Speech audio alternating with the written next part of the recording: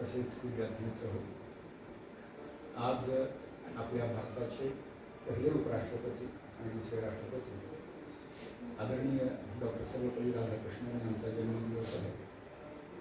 ज्यावेळी भारतरत्न हा पुरस्कार देण्याची परंपरा आरंभ झाली त्यातला पहिला पुरस्कार पटकावणारे ते शिक्षक आहेत.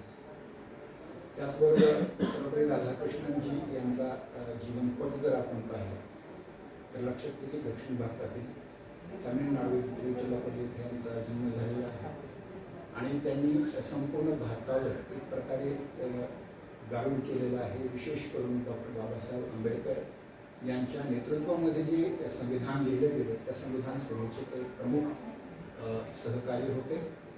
त्याचबरोबर असं सांगण्यात येतं की शिक्षक म्हणून एखाद्याचा कुणाचा गौरव करायचा तर सर्वप्रथम नाव डॉक्टर सर्वपल्ली राधाकृष्णन यांचं आलेलं आहे आणि त्यांना जी डॉक्टरी PhD पदवी प्राप्त झालेली होती ही त्यांच्या एका ग्रंथाबद्दल ज्याचं नाव आहे भारतीय दर्शन किंवा भारतीय तत्वज्ञान.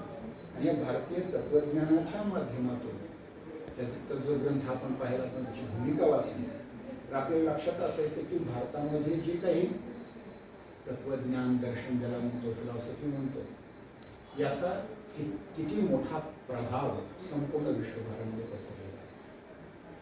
विशेष करून आपल्याकडे ज्या आस्तिक आणि नास्तिक दार्शनिक प्रणाली आहेत मग ते मीमांसा न्याय वैशेषिक सांख्य योग आणि वेदांताच्या असतील किंवा नास्तिक दर्शन प्रणाली असतील ज्यामध्ये बौद्ध जैन चार्वाक इत्यादी असतील तर या सर्वांचं तुलनात्मक अध्ययन त्यांनी केलेलं आहे.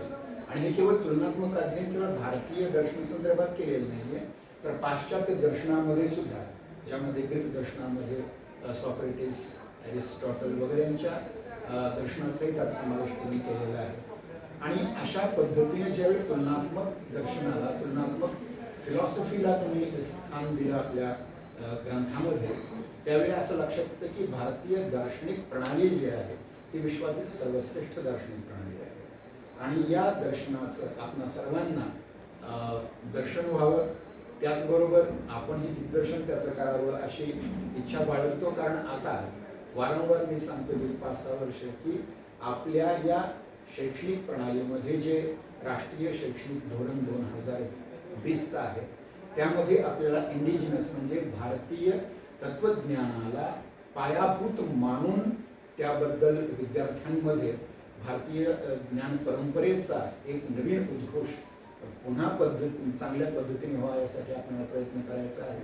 आणि सगळ्यात महत्त्वाची गोष्ट अशी की भारतीय ज्ञान परंपरेमध्ये हे जे तत्वज्ञानाचा पाया आहे तो औपनिषदिक आहे, नासदीय सूक्तामधला आहे किंवा अन्य ग्रंथांमध्ये मग वेद असतील उपवेद असतील उपनिषद असतील ईशिकेन कटकृष्ण मंड मांडव्य तैत्तिरीय बृहदारण्यक छांदोग्य श्वेताश्वेत इत्यादी उपनिषद असतील पुराण असतील इतिहास असेल आपला या सर्वांमधून जे तत्वज्ञान प्राप्त होतं ते अधिकाधिक लोकांपर्यंत पोहोचावं. आणि सगळ्यात महत्त्वाची गोष्ट आपल्याकडे शोध ज्याला आपण म्हणतो संशोधन म्हणतो किंवा अनुसंधान म्हणतो त्या अनुसंधानामध्ये फिलॉसॉफी फार महत्त्वाची म्हणून याबद्दल जेवढ्या डिग्री दिल्या जातात मग MPhil असेल मास्टर ऑफ फिलॉसॉफी त्यानंतर PhD असेल डॉक्टरेट ऑफ फिलॉसॉफी.